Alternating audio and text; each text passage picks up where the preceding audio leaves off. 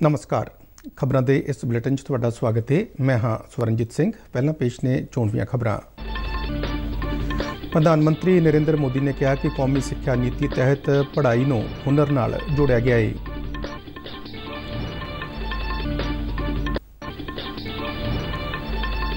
राष्ट्रपति रामनाथ कोविंद ने जम्मू कश्मीर दौरे के आखिरी दिन कल द्रास विचली कारगिल जंगी यादगार विखे शहीदों नूं शरधा दे फुल भेंट किए।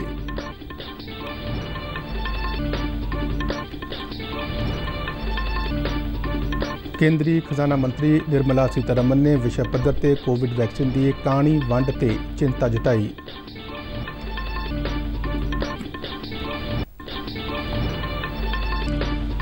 महिला ते बाल विकास मंत्रालय ने कहा कि आलमी भुखमरी रिपोर्ट 2021 विच भारत की दर्जाबंदी विच गिरावट असलियत अते तथ्यां तो परे है।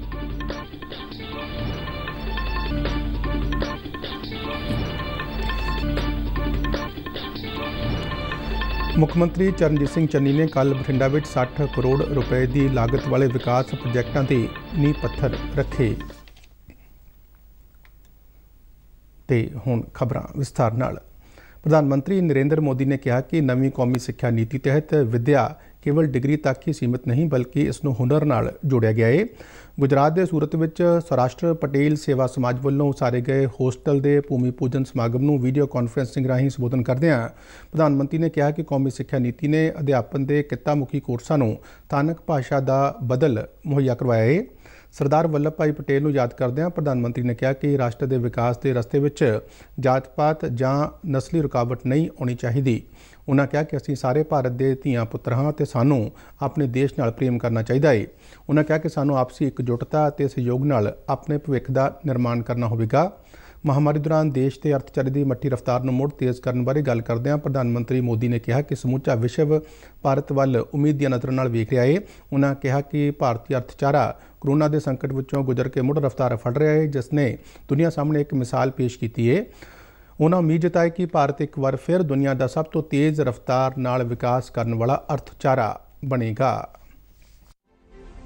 जब मैं अलग अलग क्षेत्रों में सेवा के ऐसे कार्यों को देखता हूं तो मुझे गर्व होता है कि गुजरात किस तरह सरदार पटेल की विरासत को आगे बढ़ा रहा है। सरदार साहब ने कहा था और सरदार साहब के वाक्य हमने अपने जीवन में बांध के रखना है। सरदार साहब ने कहा था, जाति और पंथ को हमें रुकावट नहीं बनने देना है। राष्ट्रपति रामनाथ कोविंद ने जम्मू कश्मीर और लद्दाख के 2 दिन दौरे के आखिरी दिन द्रास विखे कारगिल जंगी यादगार पहुंच के शहीदों को शरधा के फुल भेंट किए। इस मौके आर्मी स्टाफ के चीफ जनरल बिपिन रावत और फौज की उत्तरी कमांड के GOC lieutenant general YK Joshi उन्हां नाल मौजूद सन। जंगी यादगार विखे राष्ट्रपति ने कल विजयदशमी मौके फौज वालों की गई शस्त्र पूजा विच भी शमूलियत की और जवानों नाल विजयदशमी के त्यौहार नूं मनाया। राष्ट्रपति कोविंद ने फौज के जवानों नाल गलबात की और तनदेही नाल जवानों वालों निभाई जा रही ड्यूटी की शलाघा की। शस्त्र पूजा समागम दौरान लद्दाख स्काउट्स रेजीमेंट सेंटर वालों देशभक्ति के गीत सुनाए गए। पैट्रोलीयम और कुदरती गैस मंत्री हरदीप सिंह पुरी ने कहा कि जम्मू कश्मीर में मैट्रो रेल प्रोजेक्ट को अगले हफ्ते मंजूर किया जाएगा। जम्मू के कन्वेंशन सेंटर विखे शहर के ਵੱਖ-ਵੱਖ विकास प्रोजेक्टों के उद्घाटन और नींह पत्थर संबंधी करवाए गए समागम में संबोधन करदਿਆਂ पुरी ने कहा कि प्रधानमंत्री नरेंद्र मोदी के विकास मॉडल ने सरकारी योजनावां का लाभ हरेक लाभपात्री तक सीधा पहुँचाने को यकीनी बनाया है। उन्होंने कहा कि केंद्र वालों मैट्रो रेल प्रोजेक्ट को मंजूरी के नाल LPG गैस पाइपलाइन को भी मुख्य तरजीह में शामिल किया गया है। पुरी ने कहा कि इन्हां प्रोजेक्टों के मुकम्मल होने नाल जम्मू कश्मीर के लोगों लिए विकास के नवे दरवाजे खुलणगे और आम लोगों के जीवन पद्धर का मुकाम उच्चा होवेगा। केंद्रीय खजाना मंत्री निर्मला सीतारमन ने कहा कि कोविड वैक्सीन की ਵੱਖ-ਵੱਖ देशों में गैर बराबरी वाली वंड चिंता का विषय है। कौमांतरी मुद्रा कोष की वाशिंगटन DC में हुई मीटिंग में संबोधन करदਿਆਂ खजाना मंत्री ने कोविड टीकाकरण को किफायती और सुखाली पहुँच वाली सेहत प्रणाली के विकास का सੱਦਾ दिता। उन्होंने कहा कि दुनिया इस महामारी के प्रकोप में तेजी नाल बाहर निकलने का यत्न कर रही है, जिसलिए आलमी भाईचारे वालों अजिहियां पहलकदमियां नूं सेध देनी चाहिए है। सीतारमन ने कहा कि भारत का मानना है कि इस महामारी नाल नजिठण लई सारिਆਂ ਦਾ ਟੀਕਾਕਰਨ होना लाजमी है। उन्होंने कहा कि खेतीबाड़ी किरत ਅਤੇ माली खेतर सने व्यापक सुधारां नाल अर्थचारे ਨੂੰ गति मिलण ਦੀ उम्मीद है। खजाना मंत्री ने वैक्सीन की गैर बराबरी वाली वंड ते चिंता ਜ਼ਾਹਰ करदिआं कहा कि घੱਟ आमदन वाले देशों ਲਈ ਲੋੜੀਂਦੀ मात्रा ਵਿੱਚ वैक्सीन की पहुँच ਨੂੰ यकीनी बनाउण ਦੀ ਲੋੜ है। सीतारमन ने कोविड का मुकाबला करने लई मैडिकल खोज बारे जानकारी सांझी की। कौमांतरी मुद्रा कोष की इस मीटिंग में मैंबर देशों वालों कोविड महामारी नाल मुकाबला करने ते माली सुधारां की दिशा में किए गए कामां ते उपावां बारे विस्तार नाल जानकारी दी गई।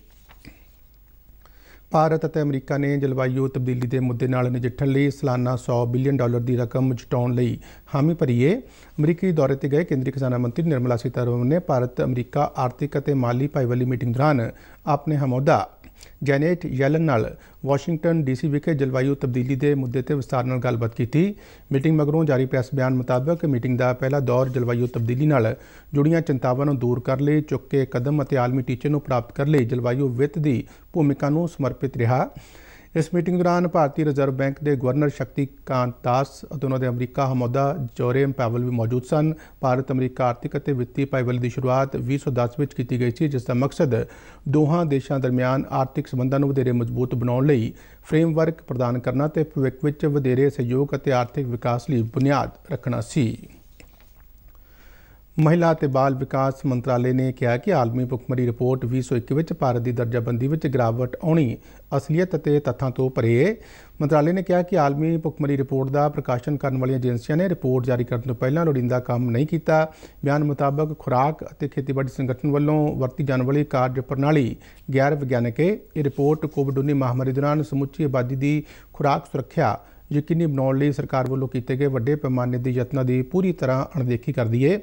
कोविड महामारी कारण पैदा हुई चुनौतियों नाल नजिठण लई सरकार ने प्रधानमंत्री गरीब कल्याण अन्न योजना ते आत्मनिर्भर भारत योजना जिहियां वाधू देशव्यापी योजनावां नूं लागू किया है।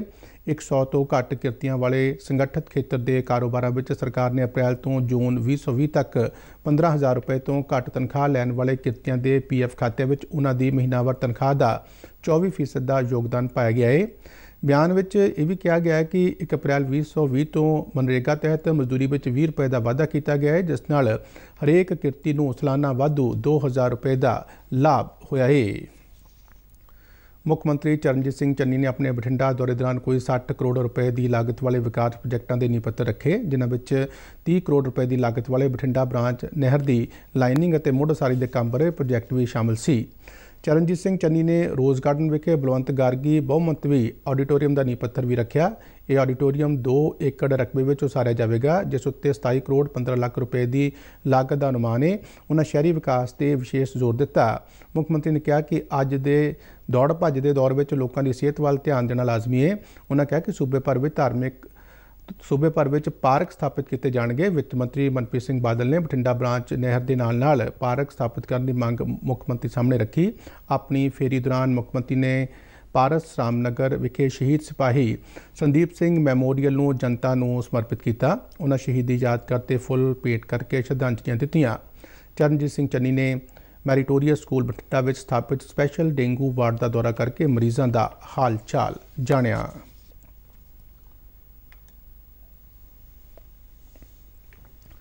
झोने के इस वाढी सीजन दौरान हवा के प्रदूषण से काबू पाने लई NCR ते इस दे नाल लगदे खेत्रों में हवा की क्वालिटी के प्रबंध बारे कमीशन पंजाब, हरियाणा ते NCR खेत्र में पैंदे उत्तर प्रदेश के 8 जिलों में 15 सितंबर तो सरगर्मी नाल पराली साड़न की कार्रवाई की निगरानी कर रहा है। इसरो वालों कमीशन लिए बनाए गए प्रोटोकोल पर आधारित रिपोर्ट अनुसार इस बार पिछले साल के मुकाबले इन्हां दिनों में पराली साड़न की घटनावां में काफ़ी कमी दर्ज की गई है।